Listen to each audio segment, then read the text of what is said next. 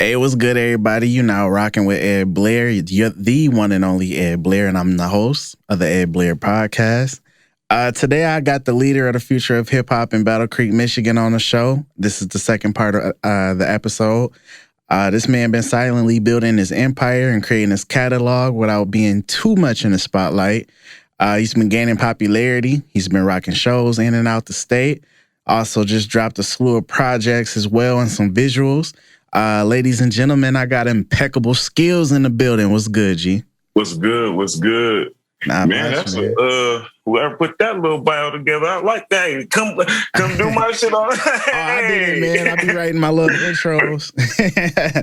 With my introduction, that's nice. Yeah, I'm trying to get my sway in the morning on. I do a little shine. I mean, shit, it's a room. It's some room. Appreciate you, man. Well, I want to congratulate you, man. You just dropped a new album, Flame God 2, right? The album is called Furnace Music 2. I got a song on it called Flame God. Okay. My fault. I ain't put no respect on it. Hey, Flame God, I already know, man. The song Flame God, you know what I'm saying? I already know. But yeah, man, like you really been active though. I see since 2017, that's when I see you started putting your projects out. That was right around the time I dropped my debut album as well. So I guess we could say professionally we've been rocking for the same amount of time. We just happened to cross paths this past year on social media. But me being from Kalamazoo and you being from Battle Creek, it's not many of us know each other, but it was good to make that connection. Let's talk about it though. What was the very first single you released? It was Blue Flame, right? On my because my career is like kind of cut up into different sections. Like I had the part where internet wasn't out. You had to put your CDs in your backpack, in your trunk or whatever. You had to go out and harass people to buy it. Mm-hmm. Then I had the part where the internet was new and everybody was trying to blow up because they seen Soulja Boy, how he did it, and everybody was trying to get some type of internet stuff happening. Yep. Then they came with Facebook. People started blowing up on there. Then they came with the going public and monetizing it, cutting your reach and shit like that. Yeah. But the first thing I put out, because I got out of when I first started it, I got my homeboy sent me this contest for Funk Volume. It was like a rap contest or whatever. You had a reward prize and all that, and they share your music, help you build a fan base and stuff like that. So that's one of the first things I did, but that was significant. But then the first singles I put on iTunes and Spotify like that, my first single was called At All. Okay. Yeah. And then shit, like it was hard. Like it's different. Spotify and all them other platforms is different than just the regular platforms because like you can put a song up there, but if you don't keep putting those songs up there, you don't gain no traction. So I put that song up there and it was doing whatever it was doing, but I changed my name. The song is just, you know what I'm saying? It's Young Will Skillz on that song. Now my new songs is Impeccable Skillz. So, I mean, it is what it is. You got growing pains. Yeah. We all did a few numbers though. Name changes too, man. I know I went through like 12 of them bad boys in the beginning. You got to find the right one because it's like they told me, okay, first my name was just straight up Young, and it was like it was no internet, so it was nobody to be like, hey man. It's people that saying their name is Young and Little, and we associate that with music being bad. So it didn't associate with like, okay, I need to take Young out of my name until people was like, hey, I don't think you would rap like this because you had Young in your name. I figured you would start talking about drugs and guns and hoes and all this other stuff. And I'm just like, bro. So I sat back. I'm losing fans and the ability to get people to listen just because I have that on my name. We're going to get rid of that. We're going to get rid of that. I feel it, man. Now, the recent projects that you started, like the ones that you put under Impeccable Skillz, what would you say the inspiration has been behind the earlier projects? And then also, how did you come up with Impeccable Skillz, like the whole name change and shifting the brand? Like, what was the inspiration behind that too? Okay. Well, with the music I start first releasing as Impeccable Skillz, a lot of it was already made as Young Will Skillz. Okay. But like, due to not being able to put out complete projects the way I want to with the artwork and the actual perfect track list, like over time, I do a lot of songs and it'll be like half of the album, I'll be like, it's already cherry picked. And then like the next part of the album is like, man, these songs don't go with it. I done got better at making music. I can't put it together with those. I got to leave those behind. You know what I'm saying? Or take this and that off. And it just never got finished. But so like the first ones I got on there is Blue Flames and Impeccable. Mm-hmm. Impeccable is just a track list of all my songs that I could get that wasn't on no type of platforms like that, and I uploaded them as a batch so I can have my music on the platform. Okay. And then Blue Flames was happened to be because I made a Blue Flames EP. I had to separate my album because I had half of it and I got locked up. Okay. And then when I got out, my music had elevated, and then I wasn't in the same mind frame. So I had dropped that as an EP, and I started doing the music again. And then the same thing happened. So I had to make it into 2 EPs. Okay. It was Bandcamp. I was putting it on Bandcamp at the time. So like it didn't affect when I put them all together as an album and uploaded it to Spotify. So I basically cut the album in half and then put it back together basically. Okay. Now, I did see that, you've worked with some people, that I'm familiar with in the Kalamazoo area.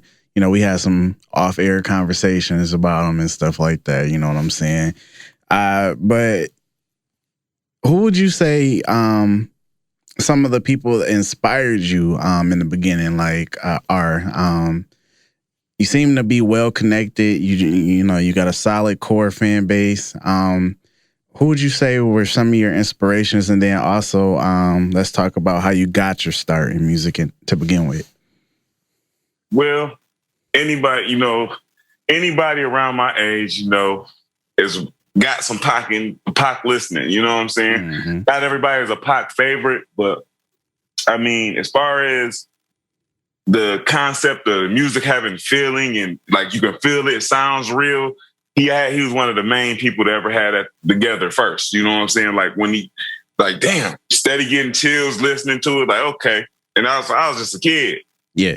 Like, that was my main inspiration artist because out of any artist that passed away, I was what? I think I was what? I was a kid when he died. I cried when he died, but I didn't cry when no other artist died. So shit. I mean, that was pretty impactful. I got Bone influence, Pac. I like 50 Cent a lot when getting older. Like Jay-Z, Nas, all the the legends. That's the people who could really rap. That's what I really stuck to. Eminem, he's one of my highest influences too, because it's like, okay, if you was to have the perfect artist, you would have great lyricism and then you would be able to have great relatability and feeling in their music. Right. So if you was to put them two together, that's damn near the perfect artist. Absolutely. I mean, besides not having you'd have to add another artist that got a well-rounded singing element. That'll be the perfect artist. Lyrical, you can feel everything, and they got some melodies. You know what I'm saying? Now you got some record labels don't listen to that shit. Record labels don't listen to that shit. I'm working on it now. Don't try to steal that shit. I feel it, man. Now, do you have some local inspirations, like maybe some people inside your crew or people you started with? Man, around here, I don't really have no inspiration because the artists, basically, I wasn't a rapper when I first started. I was just like, my homeboys grabbed me off the couch, man, come freestyle with us. Okay. And it happened to be good. So once they seen I could actually hold the beat and I was decent. Mm-hmm. Everybody wanted to always freestyle. Then it turned into battling. So I was battling people and all this other stuff. All freestyle. Like I didn't write. Like I wasn't no artist or nothing. I didn't know how to write. All I know how to do is once the beat come on, I feel it. I say what I say. Okay, so you mentioned. Okay, go ahead. I'm sorry. The whole thing. I'm gonna just wrap this part up and make a long story short. People that I battled on the freestyle side, 2 of them that I defeated them, they got together, wrote a track, went to the studio, recorded it, and fried the fuck out of me. Like they cooked me, bro. What can I do? I'm a freestyle artist. I don't make music. Right. They cooked me, but I do have a somewhat reputation. I had a somewhat reputation of battling and shit like that. So it's still the skills you got. Well, young, you got to come back. Da, da, da, da. So I had to. I was pressured into ever getting on the track. I didn't even. That wasn't even my aim. I was just freestyling with my friends. I didn't think I was gonna be no rapper or nothing. But long story short, I flamed them back, and after that, I just started making music because I liked how it was on the track, and I just kept on going and having my different aim. Now, is that when you became Flame God? Flame God was a more recent development, okay. And like the, I don't know how to explain it. Like all my add-ons be add-ons that fans did, because at first I was Young Will Skillz, and this one OG used to call me Impeccable Skillz. That's it. And then after a while, when I took Young off, I was sitting there thinking, I'm like, man, what's gonna be the most brandable? And I was like, shit, if you say Impeccable Skillz, it might be a long word, but nobody else. It's all types of other skills. Like the Young Will Skillz, it's another Young Will Skillz. Any type of Will Skillz it is, it's another one of them, but there's not another Impeccable. You know what I'm saying? So that was one of the things that was very brandable at that point. But I tapped into somebody in Kalamazoo for my logo, and that's what really made my brand what it is. Okay. I promoted that logo to high hell. Shit. Hey, I feel it. So since rebranding, I do see that you've been, coming up in the world. You're doing a high number in streams. You got hella visuals on YouTube as well that got decent numbers as well. So let's talk about that, man. Like, what's the reception of all the Impeccable Skillz music? How's that been for you? And then also just talk about the reception you've been getting, like on the visuals tip as well. Like with that, what's that been like as well? I think I've been able to capture more people's attention and gain more fans when I do visuals. Like the overall music, the fans at first had control of my music. Right. Like they had control of it, as to where, how I say that is like, they expected every song to be of a high lyrical caliber, like trying to compete with Eminem. Like everything I do is like, you hear multiple syllables, internal rhyme schemes, double entendres, metaphors, similes, different cadences. They wanted all this every single time. And it was stressful as hell, because not only are you not known at all, but they expect the level that you rap to be better than the best person that recognizable. But if you ever claim it was, you fried. Like it was like a no-win situation. Right. So it's like, okay, it was fun for a minute. I can go back. It's not like I'm dumbing my music down, but I want to have fun on my music too. Like I want to, whenever I make a deep song, I try not to use so many big words, because I want my message to be able to hit any and everybody right then and there. Right. Not that you got to go grab a dictionary or you keep on saying a word you don't know what it means. You know what I'm saying? So like, you got to take the good with the bad. Sometimes I sacrifice lyricism for the point of getting across, and sometimes I got to have some fun with the lyricism, because it's like they'll say you're a bum and you can't rap if you don't actually rap sometimes. They'll say you can't make a good, catchy song if you don't actually do that sometimes. So you got to keep it all covered. Yeah, man. Absolutely. I agree with that. Now, with your recent music, man, I do want to congratulate you. I do respect you, because, you said, like you said, there was 3 different sections of your career: selling CDs, then streaming came. It's a whole different ball game. But I just was curious, man, because I do know you're versatile. What would you say your mindset is like when you're writing and recording, and then how do you approach it, like when it's time to lay it down and put your plans together for your releases? Because you're very consistent. So I was just curious as to what went into all that, like behind the scenes. Lately, like in the past couple years, I've been doing it like based solely off how I feel right then and there. Because I used to write, like I set up a studio time. My studio, I can't just pop up and go to the studio and want the best quality. I got to tell them it's going to be probably a week or 2 before I can even get in. Mm-hmm. So I used to have those songs written before I even got there. You get there, you don't feel in the same mood that you was when you wrote it. It's not the same song it was when you wrote it. Exactly, so I don't try to, but it always ends up to where it'd be like the last couple of days, and even the day of the studio, I'm still writing stuff, because I want to get out how I feel right then and there and not be lagged 2 weeks behind. I'm talking about I feel like dying, but today I'm really happy as hell. You know what I'm saying? Like I'm in here and it will take my mood from the mood it is now, a good mood, to last Back week to when I last feel week. like dying. You know what I'm saying? It's not, I never feel like dying. Let's just get that out there because, you know what I'm saying? We got weirdos, but yeah. I feel you, man.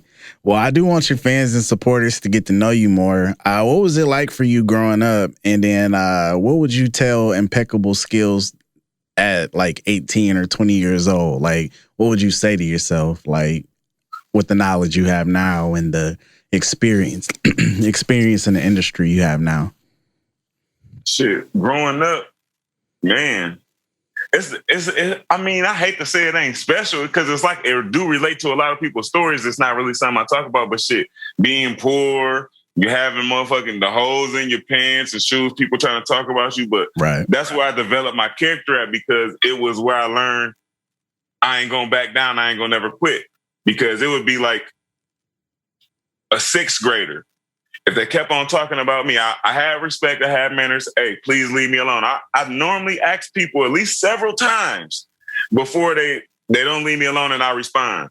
Yeah. So, I got into a lot of fights like that, but at least, it stopped me from being the laughing stock all the time. Like, right. Okay, I'm resorting to violence. That's not good. I don't want my fans. But I do teach my kids, don't let nobody bully you. So if they keep on doing it, you done told me, you done told the teachers, you gonna have to whoop them. But that's what make them stop, because that's what made them stop messing with me. Like every time somebody called themselves bullying me, the first time I fought them, it don't matter win or lose, they always left me alone. Now I'm not gonna mess with them, because every time I'm gonna have to fight. That's it. Absolutely, man.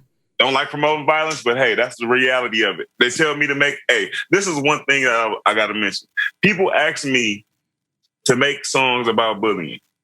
I can't make the song, y'all, because it's not going to be positive. It's going to tell people, hey, you asked them a few times, they won't stop, they just need that ass popped. You know what I'm saying? That's it. That's what it's going to tell you. And that's how I am. So anything else, if I put it on the track, wouldn't be real. I feel it, man. So you did mention you was a father. I did want to know how do you balance fatherhood with being an artist and running a business and having a brand that you got to take, put 1,000% into to make it pop. Like, how are you handling it all? I'm stressed out. No, so, I mean, it's, you got to be, you got to have a strong mind to do it all, man. Cause it's hard to tell when you lacking in one and in the other. But I just try to create a balance like I can. Like if I just be like, man, I ain't spending enough time with my kids. Let's go out and do something. Let's go out to dinner. Let's watch movies or whatever. I try to get them involved with some of my stuff. Maybe they can help me, you know what I'm saying, mm-hmm. with something like that. My daughter likes to do that type of stuff a lot. And I got my games and stuff like that I play with my son. So, yeah, I mean, we all get our bonding time in and stuff. They got their stuff they like to do. It's stocked up. My stuff I got to do and that I like to do is stocked up. So shit, we chilling. I feel it, man. So you are highly respected in multiple places. Where are some of your favorite places to visit? And then also, are there some artists you would like to shout out that you're tight with? Some places that I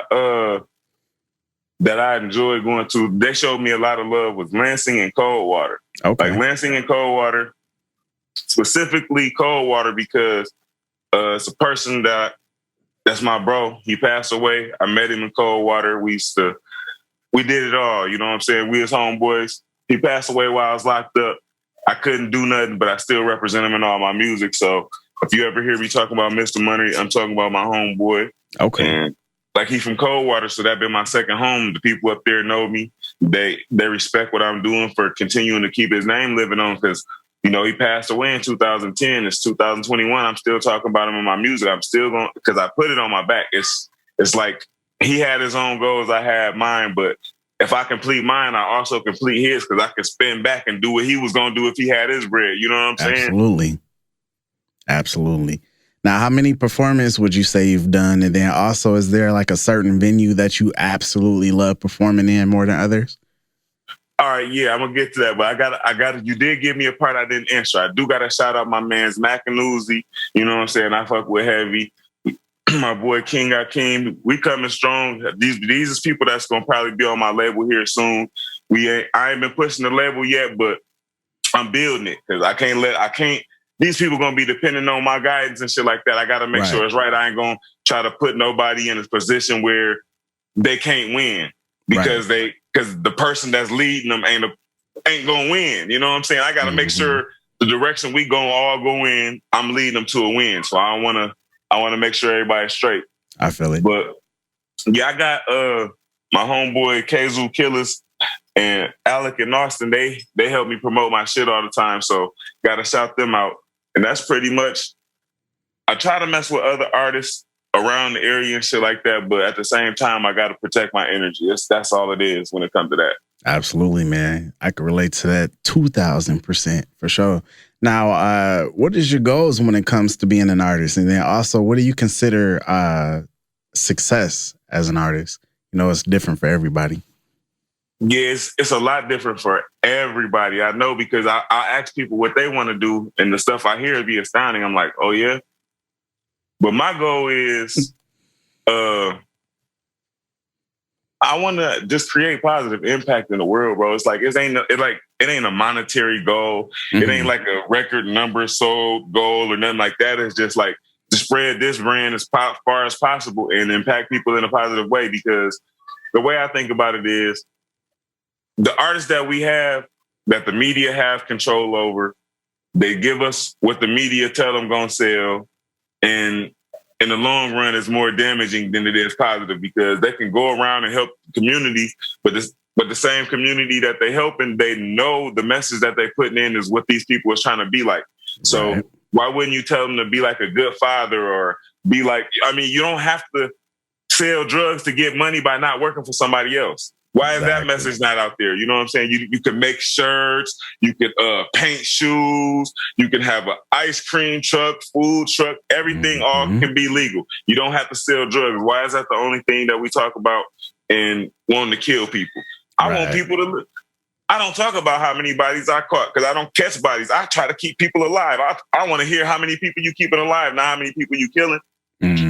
I feel that, man. So let's say you met all your goals as an artist and, you know, you became very successful. What would that next phase of Impeccable Skillz life be, or career be, should I say? I would definitely try to bring the next generation of younger artists in that has more of a focus on actual lyrics that they put into their music. Because the way it's going now, we might just have, it won't be no real words on the track, and that's going to be a hit. You know what I'm saying? Like, we need, it might not be not one singular real word on it, but it's the number one song, and that's the way we headed. Yeah. No hate on no artist that's winning, or no shade or nothing like that, but it's different strokes for different folks. I ain't saying it because I'm old. I'm saying it because I listen to music. You might find that I'm listening to Katy Perry. You might find that I'm listening to fucking Bruno Mars. You might find that I'm listening to Sia. Anything else. If the shit sounds good, it sounds good. Exactly. So if I say it sound bad, that's just, it's not because, I'm not going to say everybody who has an auto-tune on their shit sound bad, because there's some good sounding auto-tune. Oh, yeah. You know what I'm saying? Everything that, I don't know, it's the underground is a different type of mind frame.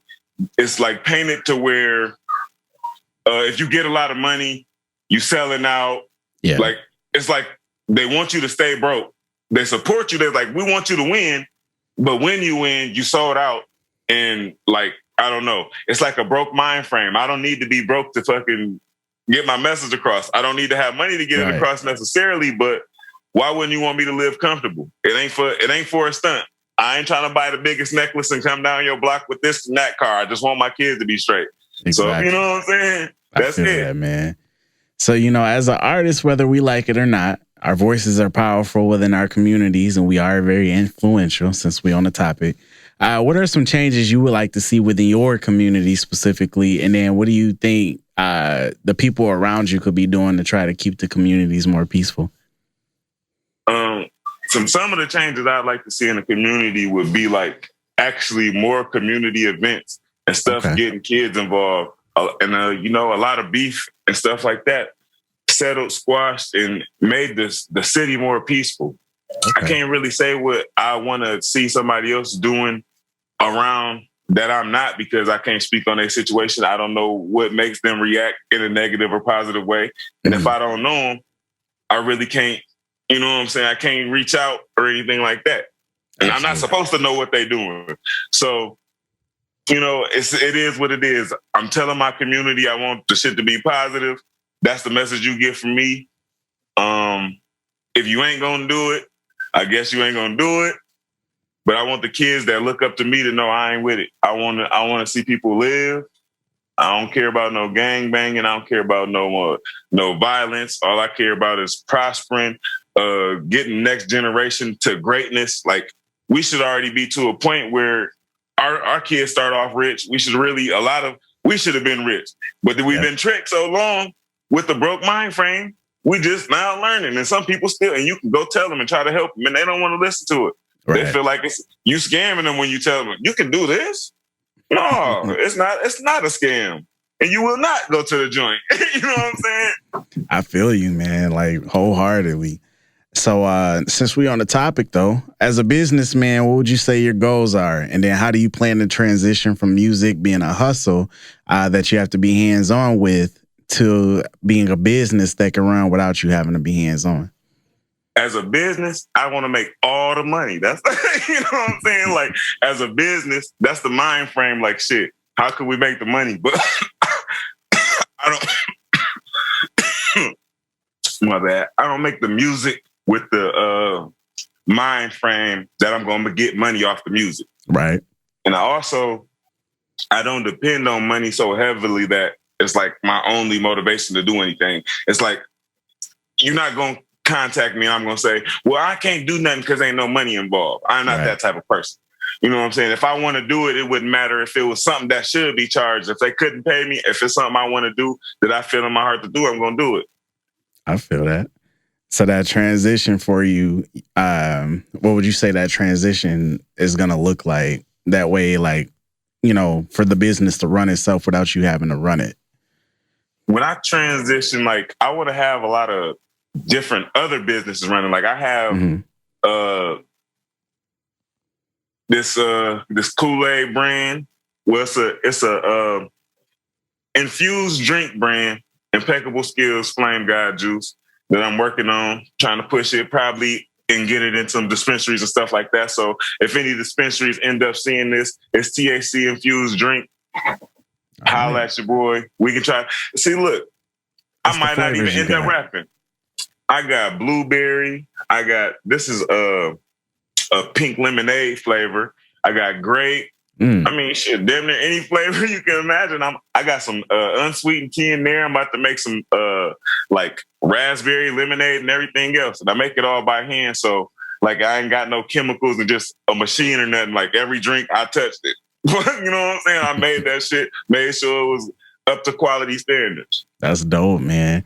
And you rocking, you know, another form of business. You got the Flame God Scullies and hats, and then you got the hoodies on. You want to talk about it? You got merch? Yeah, y'all can get, when you see this or you hear this, you can get merch from Impeccable Skillz at impeccableskillz.com/merch. You open that up, I got I got items around me. Well, of course, I got Furnace Music 2 physical copies that you got to hit me up and get them. It's on my other website, which is flamegodmerch.bigcartel.com. Okay. I got Furnace Music 1. I got coffee mugs. That's hard. I like that. Stickers. Where my thing at? I got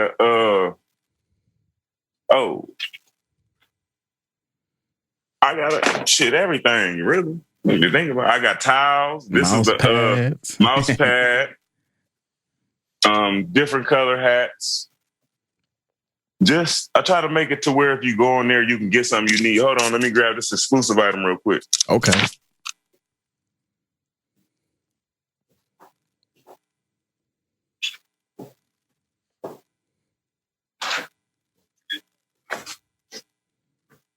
Okay. Oh. Got the embroidery joint. I'll tell you about this. They slept on it this year, though. This is the Michigan Color Impeccable Skillz It's a raincoat, like a windbreaker. Okay. So shit. And then you got the blue. It's the blue on there with the yellow logo and all that. Fire. So I try to make as many of the designs as people can desire. Shit. I feel it, man. I feel it. And then since we on the topic, I might as well throw some self promo in there. You know what I'm saying? I got the Pink Panther joint on, feeling like Cameron. But you know, Varsity Squad Collective.com. Shop whatever you want to. All right. Yeah. So next question for you, my guy. If the kids decided they wanted to do music, would you be in full support of that? Or would you rather they go to school and do other things? I believe this. You don't necessarily have to go to further school than high school if the dream or the way you choose to live does not require that. Mm-hmm. The reason why I say this is because a lot of people right to today are upset because a president that just signed in won't relieve debt from them going to school. Right. But if you borrow money, you're expected to pay money back. So exactly. If he did lie and say he was going to take all your debt off and then he got in office and didn't do it, you signed the contract, says you was going to pay it back, and now you expect not to pay it back. So you don't, if you know, just listen. Going to college is a business move. Know what you're doing. I mean, shit, because you can go to college and you might get right out and get straight to the job that you needed that's going to pay all your bills and you good. Or you might be the person that go to college and you end up working at McDonald's with a degree and you have $50,000 in debt, ready to riot and tear down the White House and kick Joe Biden out. Yeah. Or you could be like me, go for a year, realize you don't need it, and then every day you living out what you would have been in debt for with no debt.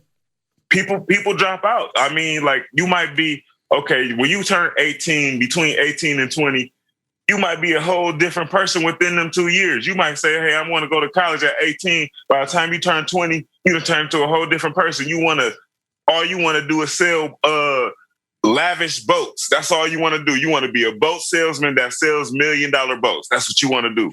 That don't take no college. You just got to be able to talk to the person with the money and get that boat gone. Mm-hmm. Get the gab. All right. So in hip hop, when you're independent, it's always hardships we come across. What would you say some of yours have been? And then how did you overcome some of those hardships? My hardships is basically every step of the way, I was getting fucked. Every single step of the way. So basically I started off square one. I can't find nobody to shoot no videos. It's a solution. Buy the equipment. Yeah. Staff it yourself. All the videos that you've been seeing come out, that's me and my homeboy shoot that shit. It was people that never touched the camera before. You could see they visually getting better on that bitch. Absolutely. People might say what they say about our videos.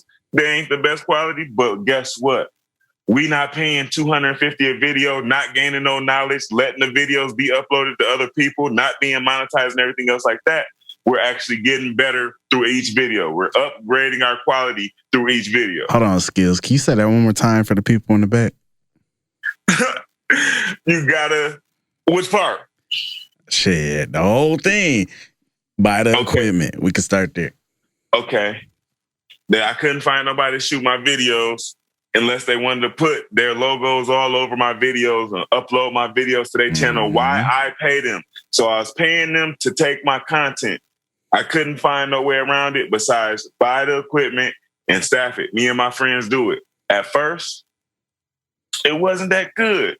Okay, it's growing pains. Each video, my homeboy, he shoot it, his movement with the camera get better. My editing, my splicing and shit get better. So at the end of the day, while y'all paying them $250s and $250s and $500s, ain't learning how to shoot no video, y'all still gonna be paying them. And your person that's shooting your video gonna go up on your ass. They shit gonna start being 15, 200, 20,000. Your shit gonna keep on going up. So as you growing, you gonna be paying them more. As we growing, all we doing is buying more equipment. And all we got to do is we know how to use it. We just putting a new, higher quality on it and knowing how to use it. Facts. Yeah, man. It's amazing to me that a lot of people are not willing to learn and will just keep paying the price. I know, like, YouTube University is free, man. Like, I would say just buy the equipment if you can, or figure out how to get, what you need in order to get the equipment, and just go right on YouTube and keep watching videos till you get it. Whether it's engineering, editing videos, making beats, whatever, man. You know what it is, though. You know what it is, just like me. It's not everybody don't have the same will and drive to make it, bro. Like, it's not, okay, say for me, for instance, my career probably only been really considered a career and serious for about the last 3-4 years of it. But I've been doing some type of music for over 15 years. I've been in the studio, recording, writing it, you know what I'm saying? But that don't even count, because it's catalog that's not released. It's music that I would never show to the public. It's not good, all types of shit. I have my growing pains, but I lost that stuff. I would love to show people, but my hard drives from it got fried, so that's not going to happen. But I feel it. The thing is, even with shows, first they was ripping me off on the shows too, and I had to start throwing my own shows. First it was, I paid somebody, they said, we doing tours. They showed me all these dates and all these venues they had. And it was like, you give me 150 and you'll be on all these dates right here. You'll get tickets to the show and blah, blah, blah, blah. So I paid them. Time for the shows and stuff, ain't no tickets. Like, I asked them several times about tickets one time, and they sent me an email with tickets that I was supposed to print off myself. Like, I'm on promoters. It was janky promoters. So like, it was supposed to be a paid tour. So I was supposed to be able to pay to get on. I have these tour dates. I have tickets. I can sell these tickets to my fans. My fans will come in to help me get my money back, and we all have a good time. It didn't go like that. I never had tickets. So I paid them to just go to these tour dates, and sometimes it wasn't nobody there at all. Like, just us and the damn the bartender. Wasn't even the bouncer or nothing. So it's like, okay, the way I can stop from giving somebody else my money, and all they doing is calling the venue, getting it set up, blah, blah, blah, and then taking everybody's money, booking 10, 20 artists, having them bring all their people and making it seem like they're throwing killer shows. Right. I'm going to go call the venue myself. I'm already an artist with my own fan base, so I know when I come, I got people that's going to come. And when I book other artists, they're not going to feel as though they're the only ones bringing fans. Yeah. So, I mean, it worked out for me. It enabled me to get off from under the politics of, I don't like Impeccable Skillz, so I don't hit him up for this show, or I don't have to wait for y'all dates. I can make my own. You know what I'm saying? And it just, everything, every part of it, man. Power moves, man. Well, let's tap back into the music side, though, like further into it. Do you have a favorite producer? And then also, who would you like to have produce on your next album? And it don't matter if it's locally or a mainstream producer, just who do you want to rock with? On the producer side, man, I won't say I have a favorite producer, because any producer who produces quality has the capability of making a beat that I like. Okay. You know what I'm saying? That's fair. I don't have one, but I do shop for a lot of beats on YouTube recently, because it's like, I need to build my fan base to the level of it being financially responsible to spend $500 for one beat. You know what I'm saying? Yeah. It's financially irresponsible for you to spend $10,000 on an album that's not going to do numbers. You know what I'm saying? Yep. If it's not going to do numbers, I mean, you don't have to expect to make all your money back, but don't expect to spend $15,000, $20,000 on an album and don't do no numbers. Like, you know what I'm saying? Now, here's the plot twist to that, though. If you got that kind of bag and, you spend a little bit on your beats, but not a ridiculous amount, why not put that into your marketing? Yeah.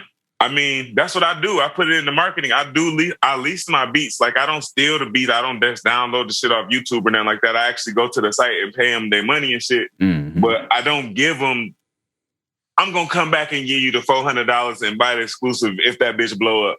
Yeah. Expect, when I see that motherfucker taking off to where I know it's going to blow up, expect, you know what I'm saying? Get out the way. You know what I'm saying? But other than that, man, I gotta keep on. It gotta be fun. It's not gonna be fun when I know making one song is gonna set me back a band. You know what I'm saying? Yeah. I mean, Fireweed set me back, but it pushed me forward. You know what I'm saying? I put a lot in the fireweed. I think it was like $250 in fireworks and fucking 15-second scene at the end.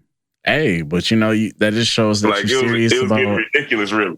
That just shows that you're serious about your craft, and you know everything is calculated when you make your moves, and it sets you apart from those that's not taking it as serious. So, you know, sometimes we take hits financially, but sometimes it's worth it in the long run.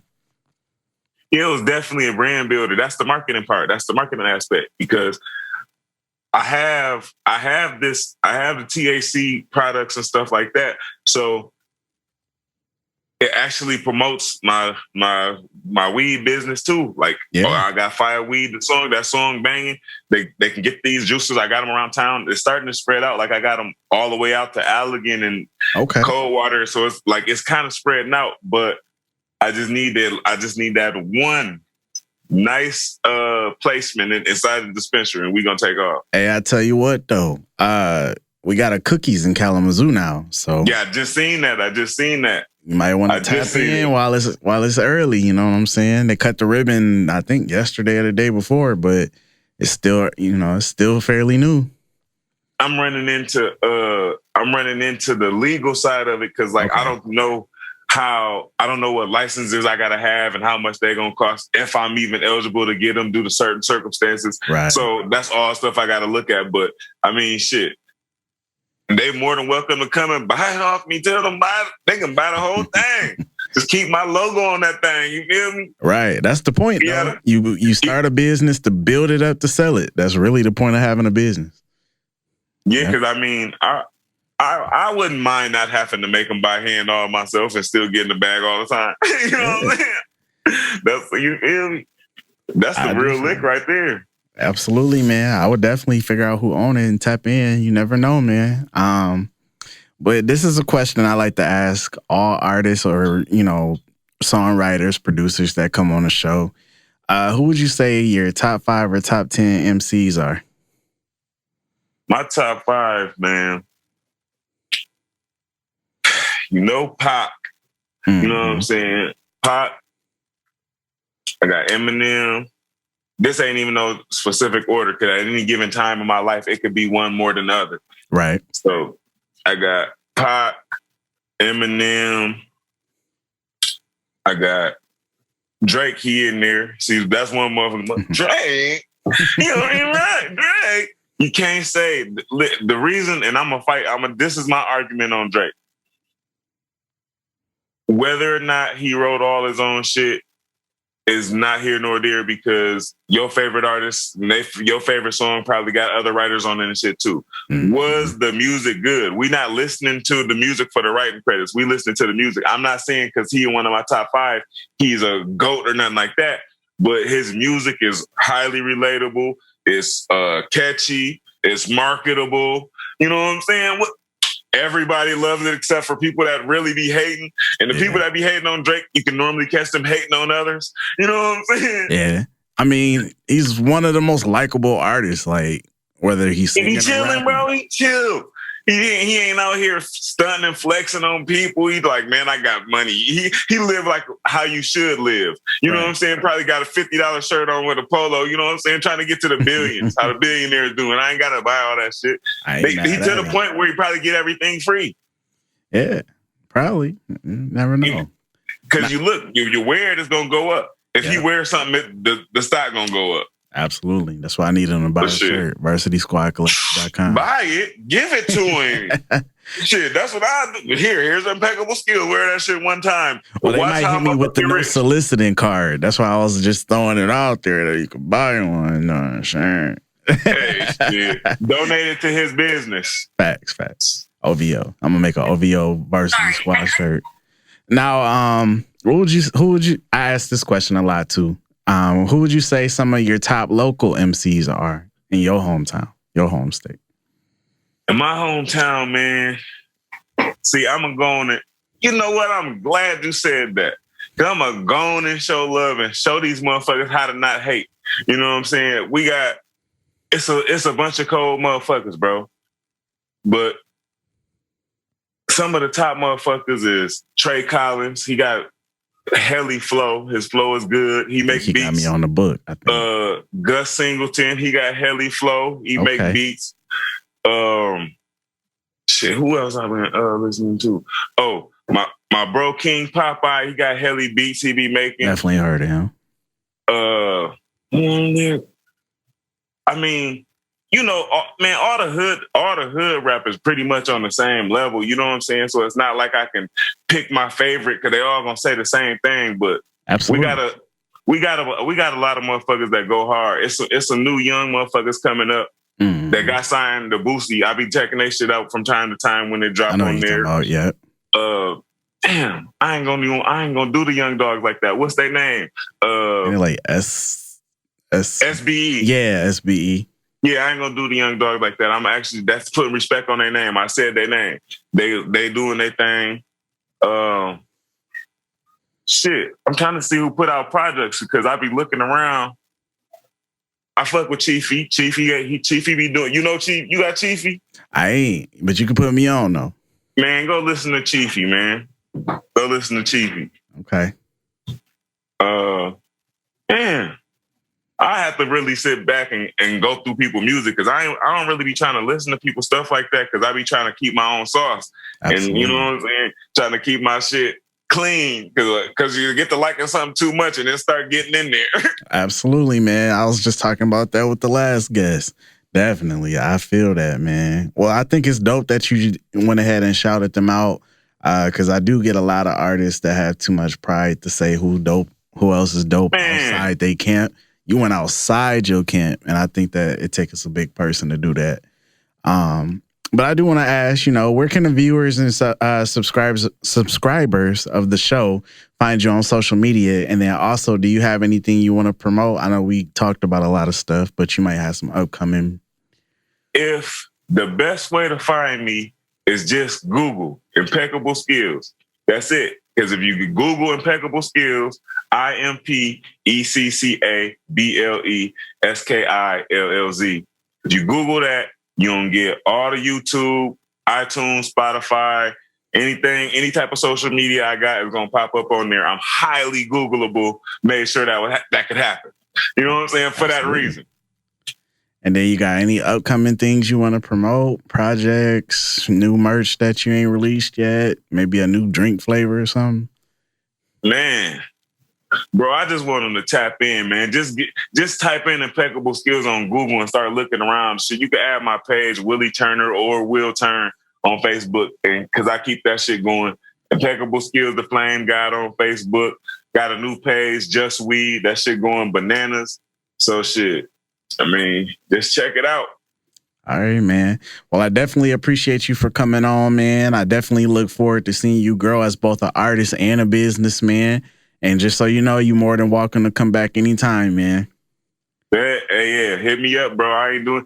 Hey, it's kind of still locked down a little bit, so we need to make something happen. Oh yeah, man. I'm definitely with it. Collabs, whatever, man. You name it. Just hit me up.